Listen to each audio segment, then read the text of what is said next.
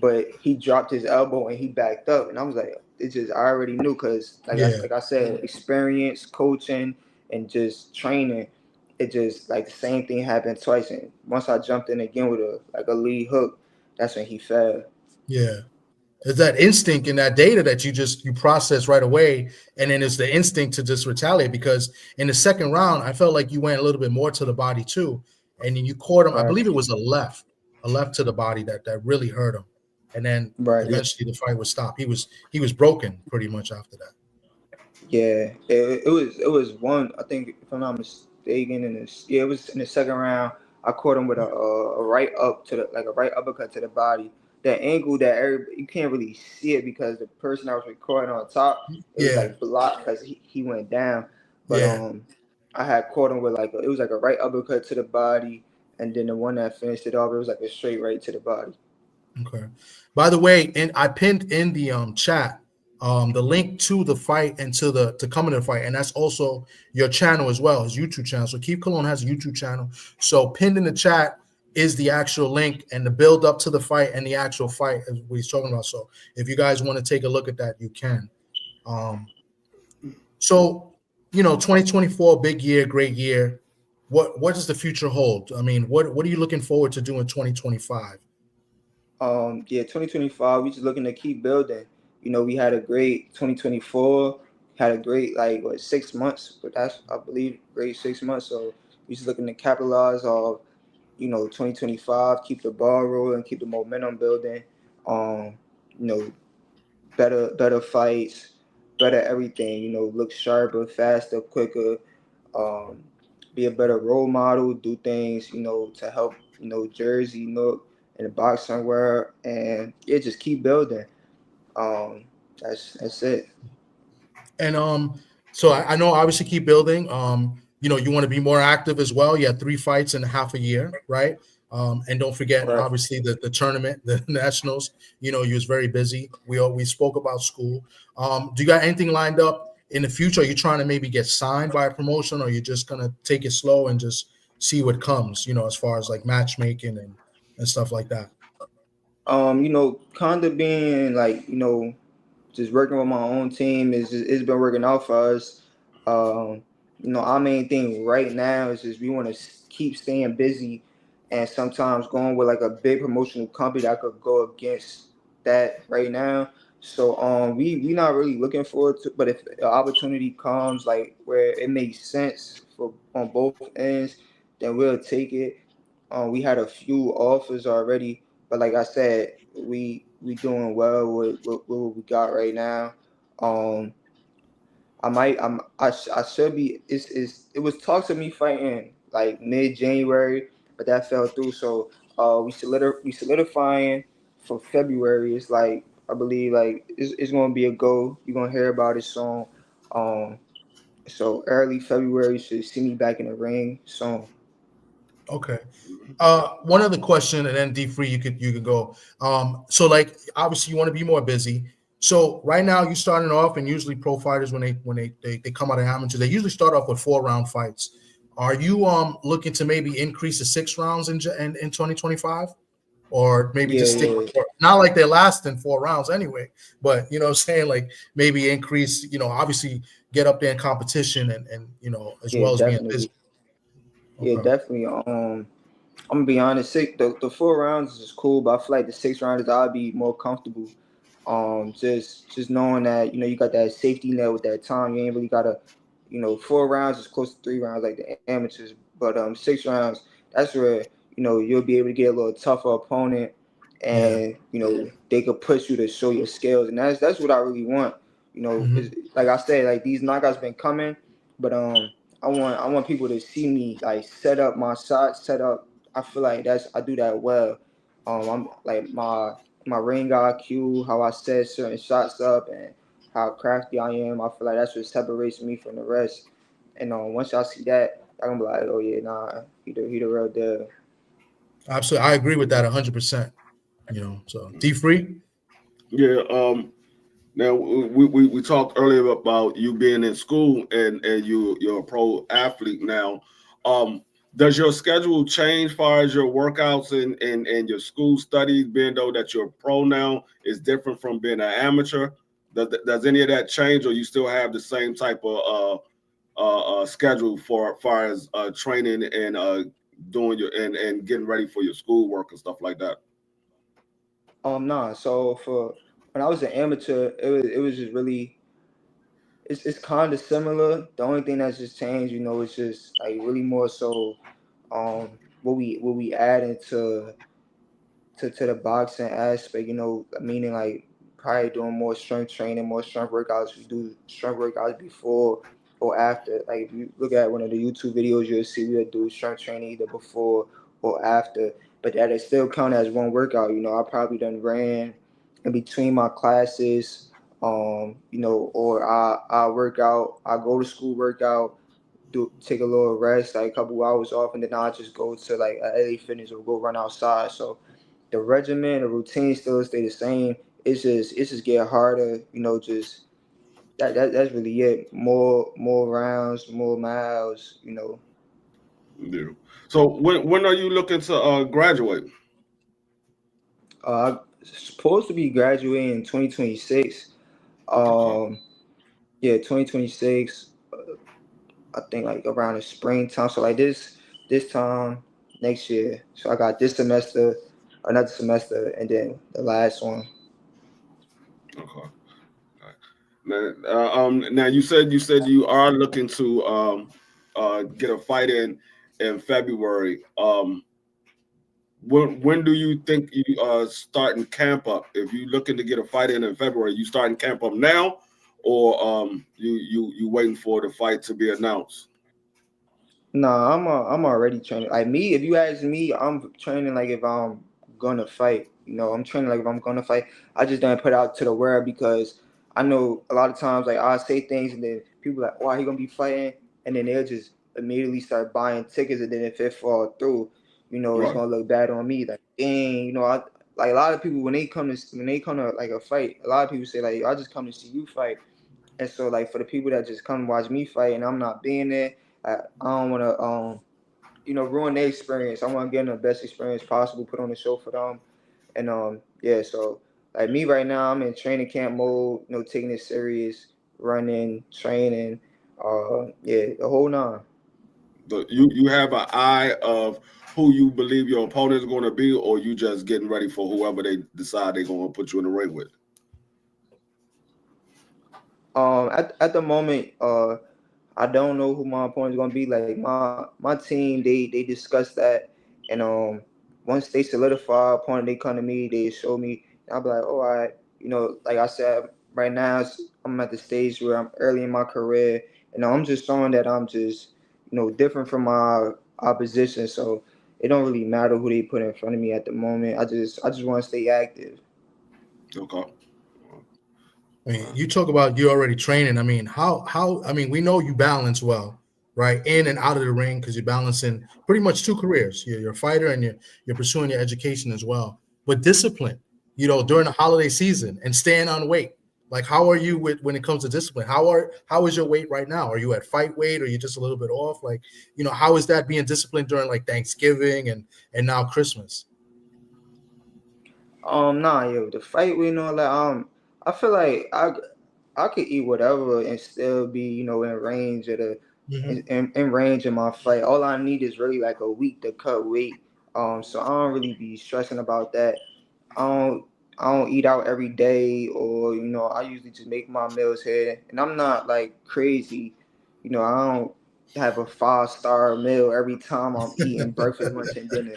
It's just really like I eat breakfast to keep me going for my workout, and then once I'm done with my workout, I just eat something to keep me up for like till dinner. So I'm that type of guy. I'm not a guy that's gonna be you know feasting each and every time, pancakes, 2 eggs. Nah, I'm good. You can Yeah. save that for me. That's what I'd be doing. So, I'm not a fighter, I just watch the fights. So Yeah, I don't like feeling big either. So like really after 1 week of my fight, I'm like I'm like, yeah, no, I gotta get back in the gym. I don't like how my face getting fat. I don't Yeah, like I that. got you. So You're not, you know, yeah, there's another guy that really likes that too. My man Clarence, you know, who's in the chat. You know, Clarence, he likes to eat too, you know what I mean? So, you know, so that's my man Clarence in the chat. Salute to my man Clarence. But yeah, you know, you're not like me and Clarence who like to, get down and eat. But let me ask you something. So you're a featherweight, 126. Have you looked at the fighters in that division and just seen like, who are your favorite fighters at 126? And do you see yourself as like, do you visualize fighting them? I mean, I know it's still early in the career, but like just as a natural, just you being a fighter, do you visualize yourself maybe fighting one of those guys one day, and how would it turn out? yeah, definitely. The top dogs in the division right now, in a way, if I'm is he at 26 or he at 22? No, he's still He's at at 22. 22, yeah. Oh, I didn't. Then I think it's Stephen Fulton, right? He had this division, right? Yeah, he's back. Yeah. He's there. I think Figueroa is now there now. Figueroa. Yeah, Angelio okay. Leo, Espinoza. My guy who I like, Ramirez, Shushu. Yeah, Shoo shoot. Shoo. Okay, yeah. So yeah. So like for me, when people just ask me, "Oh, do you want to fight certain fighters?" and it's like I shared the ring with them already, So it's Yeah, yeah, yeah. so it's like a want to fight, or they say like if anybody asks me like, "Oh, who would you want to fight?" I'll say a fighter like Floyd, Canelo, somebody like it's that I love to have that experience because Canelo's already way he's like 160 whatever. Like I'll never be able to fight him. Yeah. But if we was able to be at that same weight, but you see, you named a couple guys like Stephen Ford and Shushu. I shared a ring with these guys. I Yeah. did multiple rounds with these guys. So it's like it's not really a want because I already did it. Yeah, Even yeah. like a lot of other fighters, it's like well, I literally shared the ring with them. So But that's one want of to the share the reasons. ring. Yeah. Yeah, want to Sorry, that share was the one of the ring is reasons why I like asked you. yeah, no. I'm just saying. Yeah. No, I no, want to yeah, yeah, share the ring with because those guys. I'm not gonna lie to the one that fought Espinosa, the tall guy Yeah. that like Uh, you know what I'm talking about. oh, you talking about the guy Robisi. that fought Robisi. Yeah, him. Cause like he real long, rangy, and that's a difficult fight for anybody. But it's funny because like my last training camp, I sparred Dominic Crowder a lot, and he kind of got the same style. So it's like tailor made. So like that's a great fight, and he a great fighter. Just he got a rough style. So that's one Hmm. guy. Um, Ramirez, Olympic gold medalist. Like, that's another guy I love to share the ring with. Ramirez. Um, Brandon Figueroa, I'm not gonna lie, Brandon Figueroa, he a rough fighter, but it's just Yeah. like I don't even like watching him fight. So I already know like that's but I love to share the ring with him too, Brandon Figueroa. Really all the top guys, like Yeah. I said, in my eyes, the top guys in that division is Stephen Ford and Shushu as well. Those are Yeah. guys I already had shared a ring with, so I feel like a real one for me to share a ring with anybody else is like but yeah. No, that's good. And I asked you that because I know you've been in the ring with Shushu and Fulton. You told us that before, and I wanted you to share that Right. as well. And you got good experience, especially with Stephen. I think you said you sparred multiple times with Fulton, right? Oh yeah. Yeah. It was actually the camp for Brandon Figueroa. I was supposed to. He did like half his camp in Philly, and then he went to LA. Did half his camp out there.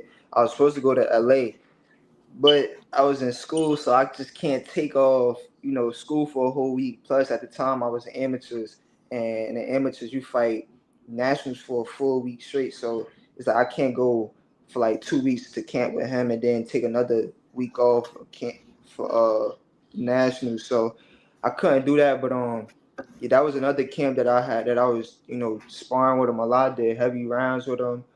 Even the Roman, is another guy named Roman that he fought that he beat. I sparred him mad rounds for that camp as Okay. well. It was like probably like right after. Uh, yeah, now me and Cool. Actually, my last fight, Cool Boy was there, and he was like, "Yo, just keep going, yo. Just make sure you keep going. You That's gotta what's keep up. going. So, you know, Cool shout out Boy's to a good Cool dude. Boy. I met him once. He's a good dude, man, and he's supposed to fight, I think, Figueroa again in a rematch. At this weight. So I'm really good. I like Fulton. I like Shushu. He's from New York. That must have been a good experience as well. Two Yeah, different type of definitely. fighters, though, right? Um, yeah, definitely. Definitely two different types of fighters. But what I say is how they fight or how they fight on TV. Especially with Cool Boy, how he fight on TV is different. How he inspired me, Okay. because I'm not a Brandon Figueroa. you Yeah. know, I'm not crazy bigger than Stephen Fulton, so he not probably trying to really box me too much. He gonna try to break me down, then box. But I'm not like a Brandon Figueroa where he gotta like I'm gonna try to be like mauling him and trying to make it dirty. Like it's really like a skillful boxing match. You get what I'm saying? And same thing with Susu. Um, but I was when I sparred Shushu, I was a little younger, so Mhm. little things caught me by surprise, like his speed. But then once I started using my feet, it was like, oh, I could do certain things to keep him on his toes too with my feet to like neutralize the speed. So it's like a learning experience with him, a learning experience with Stephen Fulton, but two different fighters. Okay. Real quick, let me just give a shout out to my man, Mr. Pro Say. Mr. Pro Say. He done the Definitely. shirts, one of the shirts that you guys sent me. He says in here supporting New Work's next champ, man. Shout out to my man, Mr. Pro Say over here. Shout Um, out Alra. yeah, he's a good dude, real good dude. Met him a couple of Definitely. times, and he was at the second fight in the Prudential Center. But talk to me about how sharp and an experience about you. You sparred with Shakur Stevenson, correct? Yeah. Yeah, is Shakur one of the best guys you've been in the ring with, like as far as like sharpness and just his skill set? Yeah, definitely. It's said it's like something that I learned, is I sparred Shakur years ago. I sparred him when I sparred him before I even sparred Susu, so it was like even before that. And Okay. but I picked up on certain things that he do. Like that's what I do. When I watch fighters, it's a gym that everybody watching. When I watch fighters, I look at like the common factor, like what all these guys, all these great fighters do that's in common. I try to take it. And I learned that every time that I either watched him or sparred him, he was always like a step ahead, step ahead. And it's like I'll do things that'd be awkward for me to do. So I know it's awkward for him to do. But once I learned and like kind of understood and see, really, it was really when I went like to a training camp with him in Vegas. I was in a training camp with him, and like I was able to like to see, I was just with him 24/7 for like a whole Mm. 5 weeks, and that right there kind of really opened my eyes, and I really was able to understand how he could do it, and it's just really off of positioning, having a good IQ and understanding that when a fighter's in certain positions, they can only butt those so many punches. Like if you at a long distance, I'm not gonna be worried about no hook or overhand. And if you catch me with a hook or overhand, then I shouldn't be boxing from that distance. So Hmm. just understanding your placement, what can be thrown. If a person lean this way, you can only throw two punches. So I could Yeah, yeah. only be, looking for X, Y, and Z. So sparring him, watching him definitely boosted my IQ. And I know why he heard the hit, but that's the game changer. Oh, that's what's up, man. That's good experience. I'm gonna go from Shakur to my friend, you sparred with. I think he helped you. I don't know if he helped you for the last fight, for the fight before this. Ofacio Falcone. How is it sparring with him? He says nothing but great things about you. So don't shit on my guy, all right? So Nah, nah, Facio, my God. He another sharp fighter. Facio, he got a good jab. He got great footwork, and me when I spar, I just try to make every fighter uncomfortable. Whatever they want to do, I just I don't let it happen, you know. So like with Ofacio, he's a great fighter. He's a boxer. So he tried to, you know, like he want people to commit. I ain't even gonna spill too much tea on this, you feel me? Because I don't want nobody else to try I got you. take what I'm saying and use it against him. Yeah, But he's a good fighter, got a great jab, good footwork, and it's just really be a chess match with Ofacio. And yeah, that's just whatever he present that day, I just try to capitalize off it. And same thing with him. Whatever I present that day, he try to capitalize off it. You know, and we just help each other. that's That's great good. work. Yeah. So he's good for, you know, the sparring wise. Because one of the reasons why I asked is, you know, I'm just gonna say this real quick, and I'm gonna let it die slow. But I just heard that you know, I don't want not many people to know, but he's going out to Houston. He's gonna help. He's gonna spar with Shakur, so to help him prepare for his fight. So you know, so that's in your opinion, he's good work. You know, to spar with. Right. It's crazy because and I'm happy he got that opportunity because when like a couple weeks back from my fight, because he did help me for my last fight as well. You know, I did mad rounds with him. And even my second fight, I did some rounds with him too. But he didn't say, he's like, dang, you know, he asked me, he's like, how was his sparring? Or people always say, he hard to hit. Like, it's hard to believe it. And like the same thing I said here, I told him, I'm like, nah, like, you know, that's good work. And he just understand boxing. He got a good IQ. And you know, but I'm happy he got the chance, you know, to go out there and experience it because, you know, he was talking about it. Okay, that's good. That's good to hear. You know, I'm happy for him too. I'm just hoping he gets a fight. Hopefully he's supposed to fight in February. They're just waiting for an opponent and stuff like that. You know, and he hasn't fought since June. And you know, Facio's a good dude. He was working a little bit with Virgil Hunter. I don't know if you saw that. Like a couple weeks ago, he went out to San Francisco. He worked with him, so he's a good dude. So I just wanted your opinion on it because he says nothing but great things about you. And it's funny sitting next to him watching the fights. Just like his perspective, the way he breaks down the fights, and he tells me stuff before it even happens. Like, wow, like his ring IQ is pretty good, you know. So yeah, definitely. Yeah. But yeah, man, we spoke for a little bit. I don't want to take too much of your time, man. This was great. I mean, you know, congratulations to the prospect of the year. I'm gonna bring that back on the screen right before you leave to let everybody know once again. But tell people where they can find you. I posted your YouTube on the page, but let people know where they can find you and follow you. Yeah, everyone can follow me on Instagram at official Keith Cologne. You can also check out my YouTube channel where that'll be more like boxing content. You'll see like how I train, and you know, it's just a different aspect. It's just a deeper dive into like a fighter, and, you know, my regimens as a fighter. So on Instagram at official Keith Cologne and on YouTube at Keith Tsunami Cologne. That's what's up. D-Free, if you got anything, if not, you know, we'll let Keith go and go on with his day. But if you got anything, go ahead. No, I mean, I don't have nothing else. I mean, we didn't cover everything, man. Just I like the fact that you always got your priorities in order, and you stay on top of your game. Just keep doing what you're doing. Like I told you the first time we had the first interview, man, just keep that head on straight and keep doing what you're doing, because you make a lot of inner city kids proud, and you show them there is an opportunity to be able to go to school and have a pro career. Thank you. I appreciate that. Yes, indeed. Clarence, you know, just says Keith Cologne, prosper the year. Congratulations, my brother. Job well done. My man BVO said he got a question. BVO, go ahead. Put it in the chat, or if you want to pop up in here, you should have the link. You could come up and ask him if you want. If not, we're going to let Keith go on his day.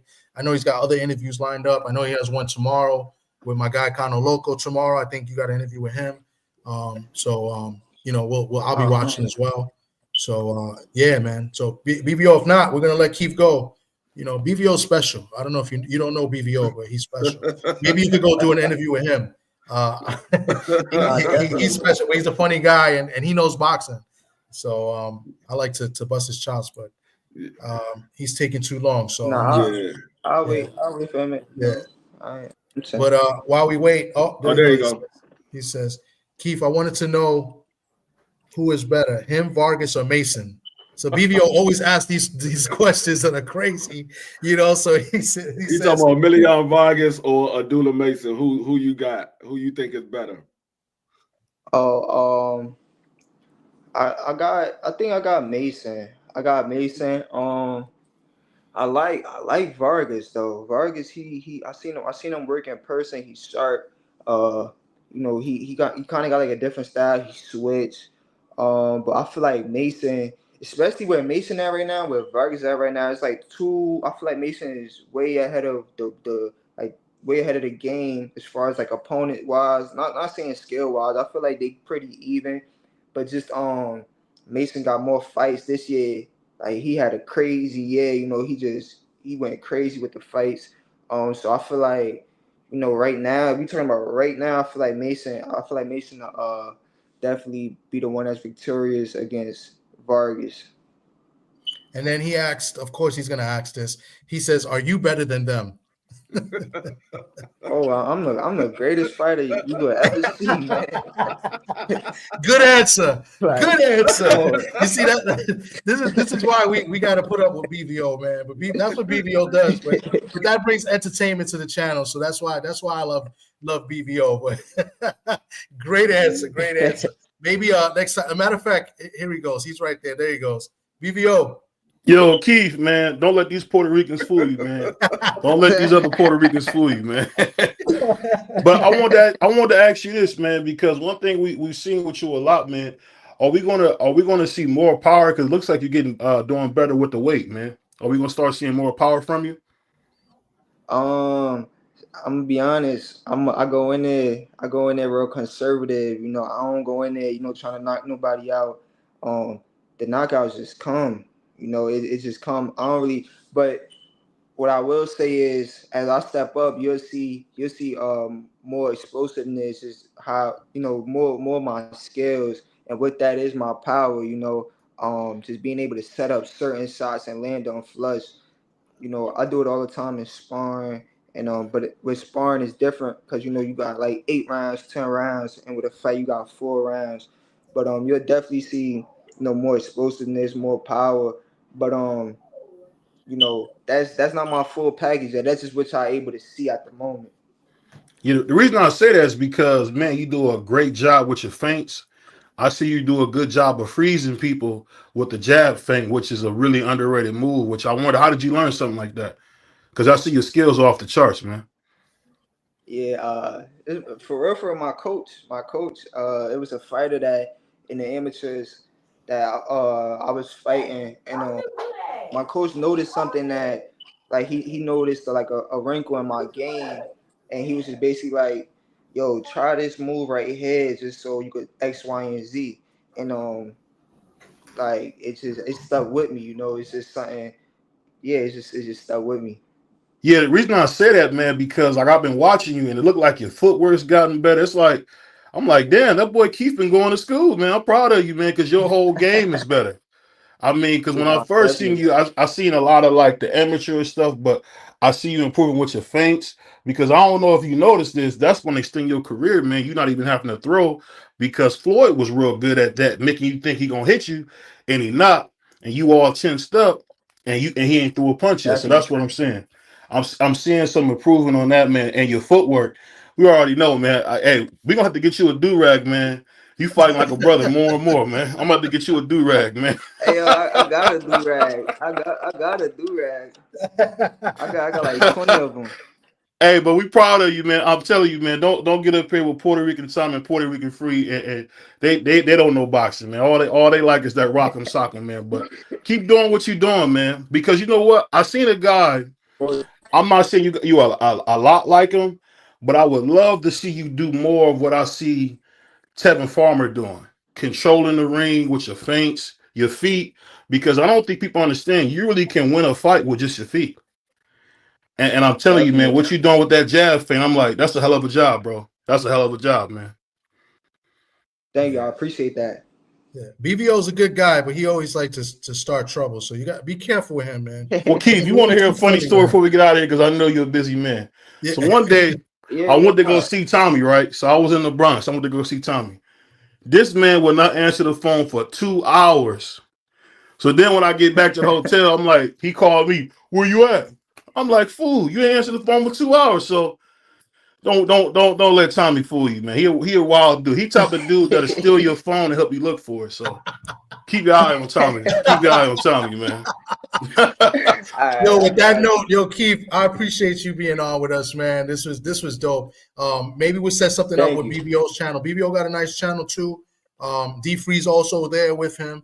You know what I'm saying? So, you know, get some more exposure. BBO's got a nice channel, good audience, and he'll make you laugh. He's one of the funniest guys on YouTube. As you see, see what you see? You see how you said that, Keith?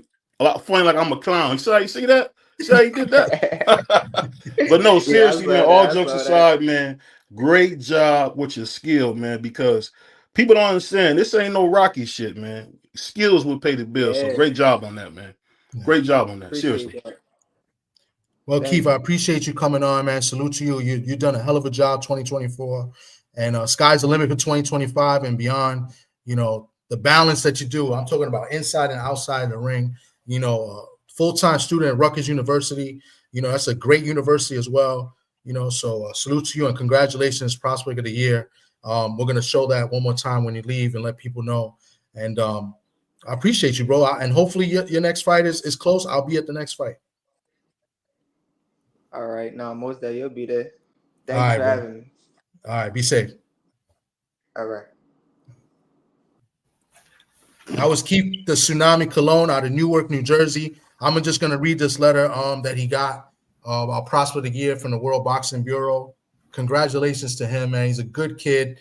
I started talking to him back in February thanks to Clarence McLean. He put me on, introduced me to him. He's been on other channels as well. But Clarence is the one that really introduced me to him and linked me up with his pops. And, you know, we had him on in February. That was before Nationals, before the tournament. And, you know, he received this back in December 26, 2024. Dear Keith Cologne, on behalf of the World Boxing Bureau, we are thrilled to inform you that you've been selected as the recipient of the prestigious Prospect of the Year award. Your exceptional rise of boxing in the boxing world has been nothing short of remarkable. From your standout performances as an amateur to your impressive professional debut in 2024, you have captured the attention of fans, analysts, and fellow fighters alike. With an undefeated professional record of 3-0 and all victories coming by knockout, your power, technique, and work ethic have placed you on track to becoming one of big boxing's biggest, brightest stars. In addition to your prowess in the ring, your commitment to excellence extends beyond boxing. As a full-time student at Rutgers University, you have shown that you are not only dedicated to your craft, but also to your education, setting a strong example for future generations of athletes. The World Boxing Bureau proudly recognizes your hard work, determination, and rising potential as we award you the Prospect of the Year. We look forward to your continued success in the ring and wish you all the best in your careers and studies. Yep. Yeah, so salute to the young man. He's a great individual, great fighter, great person. And his father, who I've met and speak to, you know, multiple times, great guy. He's got a good team around him, good supporting cast, and definitely sky's the limit. I know it's cliche to say that, and it's kind of like, you know, we say that a lot, but you know, at the end of the day, we wish everybody well. We want everybody to succeed and do well and you know, succeed greatness. You know what I'm saying? So. And keep no different. So. Yeah, I mean that's what you do. You give everybody the well wishes. It's up to them to go out there and produce. So I mean we can only say what we hope for them. They gotta go out there and do it. Yeah. Clarence, I'm not picking on you. I'll give you props, man. You put me on, man. Thank you for that. You know, so this is another good interview, and he'll be on with Gano Loco tomorrow. I'm not sure who else he's got on today. But I know for a fact he'll be on Connell tomorrow, so check that out as well. But he's a good kid, and you know, and a lot of you guys that watch this channel and watch D Freeze channel, BVOs, and my man Crush the Legend here as well. Watch him as well. We're all in the tri-state area. We're all in, you know, close enough that we can see this kid fight. You know, so his next fight, and you know, maybe one day we can all meet up together and watch him fight. You know, I've seen him. I've been lucky to go to 2 of his 3 fights. You know, so. You know, that's what we do, support, and we just want the best for these, you know. You just got, when you're going to see Keith Cologne, Y'all gotta make sure y'all get all y'all snacks and stuff early because his fights don't go past the second round. Nah, so far it's not. Yeah. It has not. It's not. Yeah, absolutely. It's not been past the second round. So, but yeah. So I got a couple interviews lined up. I got an interview tomorrow with a boxing content creator. My man Johnny Boy Boxing is going to be on tomorrow at 12 o'clock.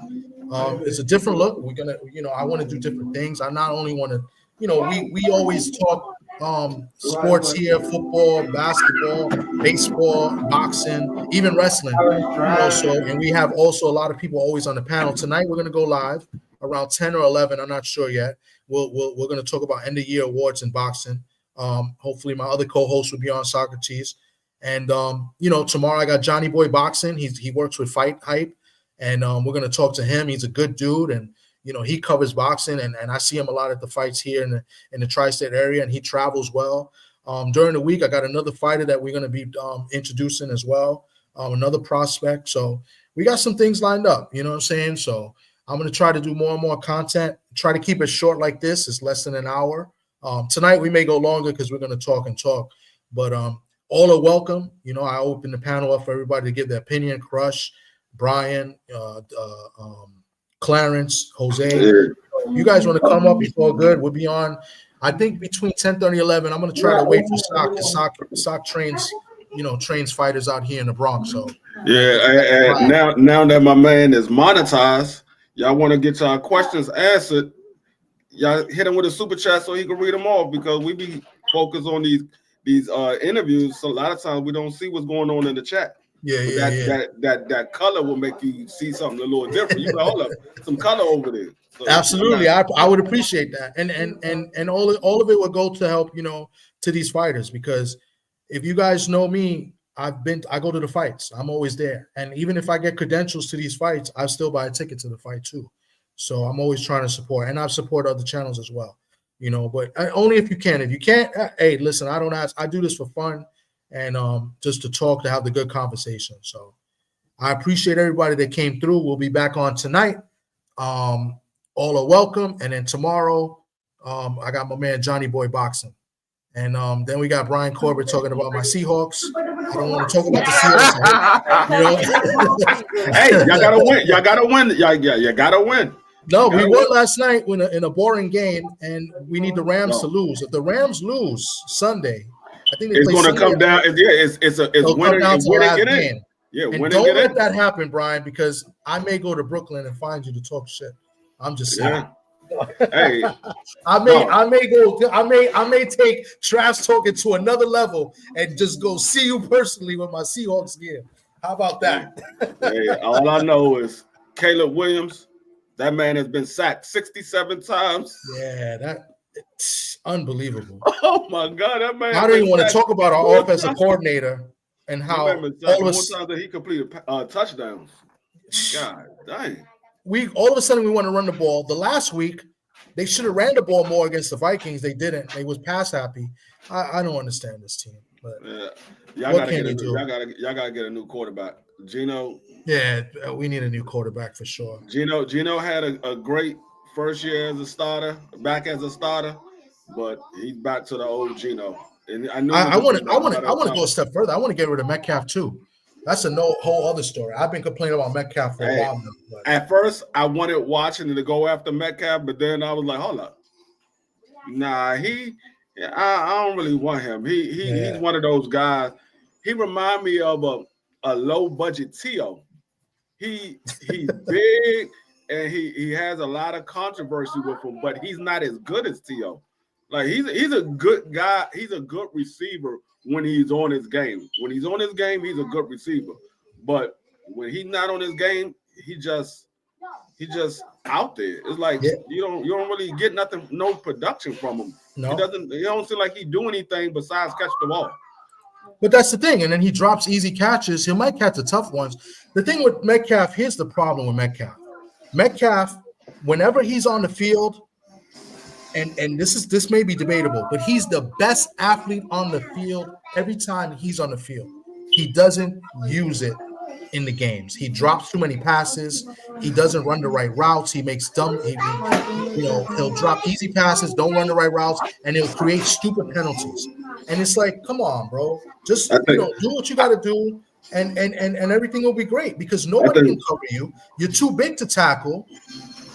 I think the problem with him is he got too much success early in his career, and it kind of went to his head.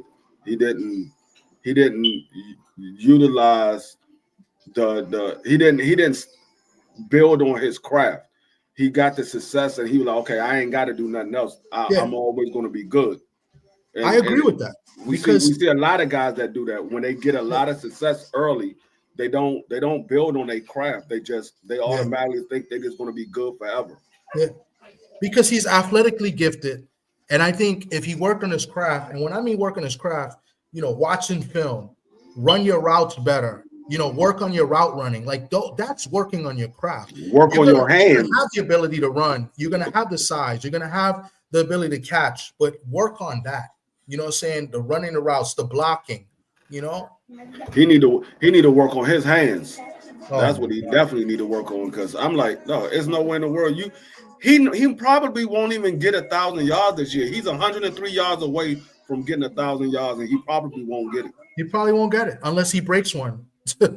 Yeah, because he's going to need at least 2 or 3 big catches in order to get it. Because he's not even the number one target. It's the other guy. It's the other guy. What's his name? Jackson Njigba. Yeah.